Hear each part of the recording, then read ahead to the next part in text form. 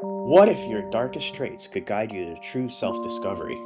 Riley's journey in Inside Out 2 reveals deep psychological insights into understanding her dark side, a concept Carl Jung called the shadow self. Pixar beautifully embodies these Jungian principles in portraying Riley's character development and her struggle to balance light and dark emotions.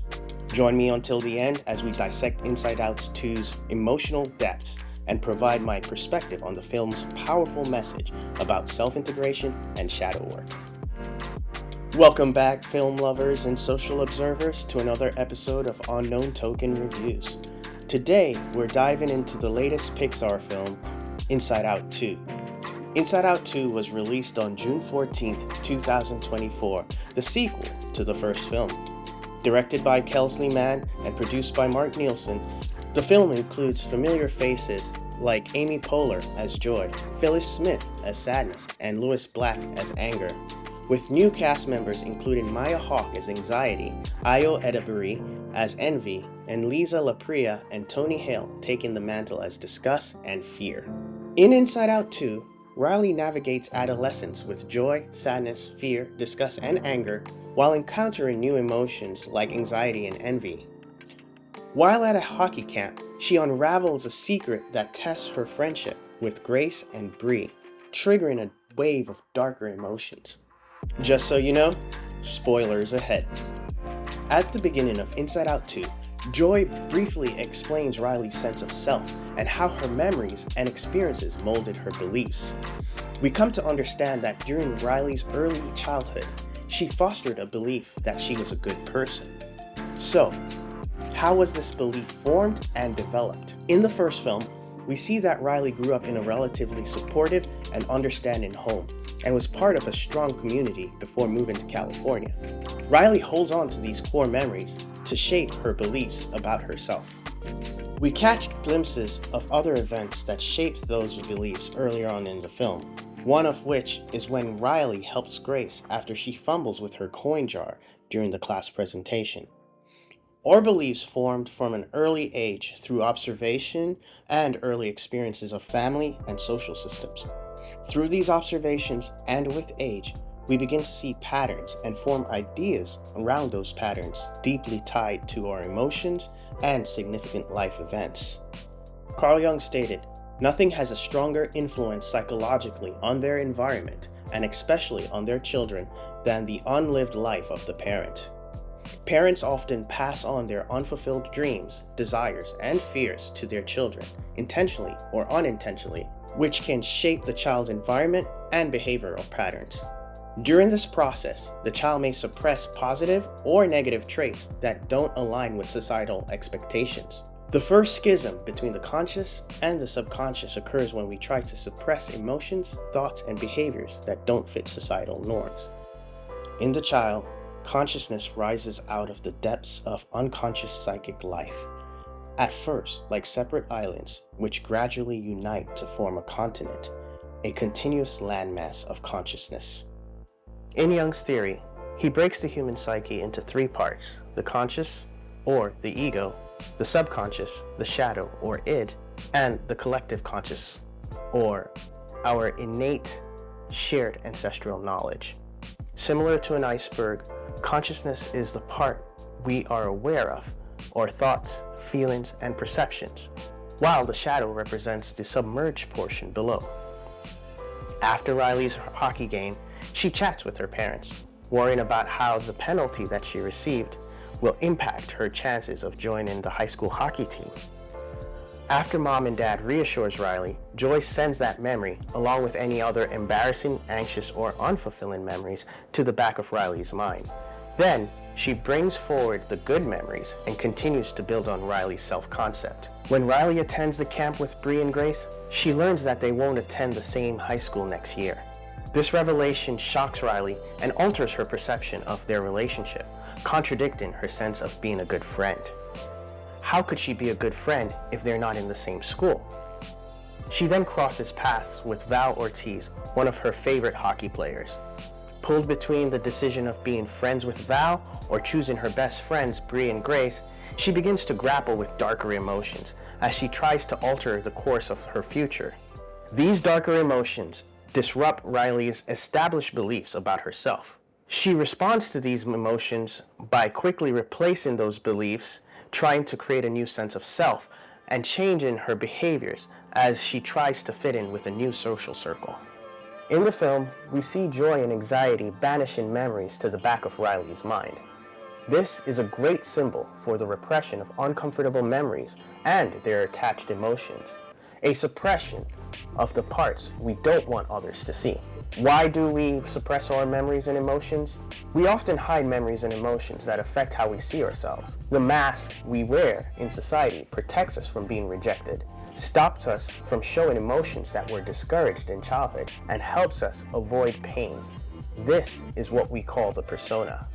A persona is the public image of one's personality, a mask adopted to make a particular impression on others while concealing the true nature of the individual. It acts as an intermediary between the individual and their society. Whoever looks into the mirror of the water will see first of all his own face. Whoever goes to himself risks a confrontation with himself. The mirror does not flatter. It faithfully shows whatever looks into it, namely, the face we never show to the world because we cover it with the persona, the mask of the actor. But the mirror lies behind the mask and shows the true face. When feeling emotions that make us feel uneasy, the quickest thing to do is try to suppress them. With suppression, we're trying to negate the emotion's existence, keeping them away from our consciousness. We're taken inside Riley's mind, where Joy tries to calm the other emotions after learning that Bree and Grace won't be attending the same school next year, essentially symbolizing the avoidance of dealing with an important change in Riley's life. With puberty starting and a significant life change occurring, we're introduced to anxiety and all the new emotions. Now, I believe that those emotions were already there, living in the back of Riley's mind, stranded there. With Riley being more self-conscious, they finally found their way back to headquarters. Riley's suppression of her old self becomes even clearer as we watch Riley interact with Val Ortiz. She puts on a new persona with the hopes that she can impress and gain entry into Val's social circle. This mask is clearly illustrated when Val claims that Riley was from Michigan and she refused to correct her, or when she claimed that she didn't like Get Up and Glow. If we're not careful with our personas, we might start taking this public image as our true self. This can push our real self deeper into our subconscious, suppressing our true self, which can lead to persistent, unwanted thoughts and feelings, causing more intense emotional distress over time. Longer-term suppression of emotions are linked to health problems like anxiety, depression, high blood pressure, and even weakened immune systems. Riley's journey involves her taking actions as she deals with the various challenges and fears in her life. Her character development illustrates how the integration of these darker emotions in her daily life improves her quality of character. Shadow work explores parts of ourselves which we often keep hidden, such as repressed emotions and unconscious desires. It helps us understand our full selves, including the aspects of ourselves which we might not like or want to accept. Acknowledging these hidden parts can help us achieve greater self-awareness and personal growth. Carl Jung, the pioneering psychologist who introduced the concept of shadows, believes that acknowledging and integrating these darker aspects is essential for achieving psychological wholeness. This process is known as shadow work, involving confronting and accepting the parts of ourselves which we deem undesirable. Everyone carries a shadow, and the less it is embodied in the individual's conscious life, the blacker and denser it is. Why is integration important? Integration is key to achieving emotional balance and self-understanding. In Inside Out 2, Riley's journey shows that by acknowledging and embracing all her emotions, including the dark ones like anxiety and embarrassment, she becomes more resilient and confident. This integration process helps her navigate the complexities of adolescence and strengthens her relationships.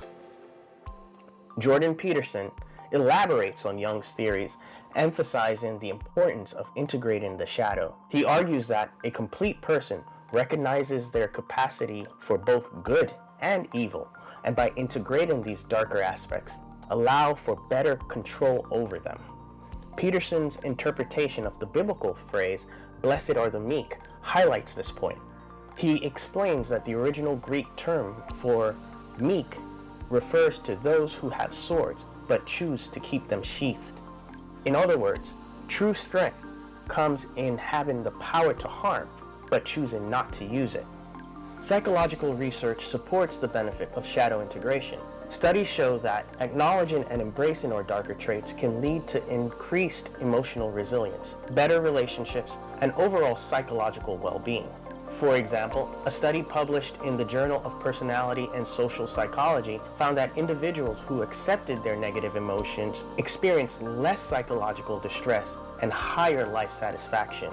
By reintegrating the shadow, we reclaim our lost selves and begin to truly know our wholeness. How does one reintegrate the shadow? The first step to reintegrating the shadow is to reflect on and acknowledge the various emotions and distressing life events you try to forget. You will need to face your pain and look for patterns in behaviors and thought without self-judgment. Self-compassion is crucial during the integration process because it allows you to be kind to yourself as you face these difficult emotions. Furthermore, you would need to explore the shadow by having an internal dialogue with yourself, like a conversation with a friend, asking yourself why you feel or act the way you do. Then, experiment with changing behaviors and thought patterns you've identified. For instance, if you've recognized a pattern of defensiveness, practice openness in your interactions. Understand that these parts of yourself are not inherently bad.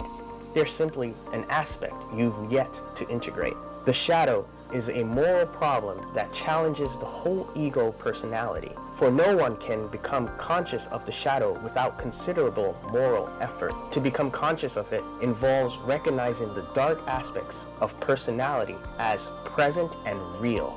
Riley demonstrates this integration by practicing self-compassion. She avoids self-criticism and instead accepts her feelings as part of her growth. This supports her emotional well-being and enables her to handle challenges with greater ease and understanding. This compassion, symbolized by all the emotions embracing the frantic change in self. It was through this process she found calm and started to feel whole. We can learn a lot from Riley's growth and transformation as she begins to reintegrate parts of herself that she ultimately cast in the background. While it's not an easy process, if we spend time reflecting on the parts of ourselves that we've hidden away, we can then be free to fully drive our lives. Riley deeply benefits from this integration at the end, finding emotional balance after her panic attack, and felt more equipped to address the challenges of Bree and Grace attending another school and an uncertain future. Overall, I felt Inside Out 2 had great psychological meaning and benefits as we saw Riley's character development and growth. However, in my opinion, the film still wasn't as good as the original and fell short. But the lessons and the implications for our own personal growth and our own need for shadow integration was very much a needed lesson in this day and age. Well, that's it for this review. Do you agree with the analysis on Riley's growth and development? Let me know your thoughts in the comments below. Thanks again for watching, and don't forget to like, subscribe, and we'll see you on the next one. I still miss being bald.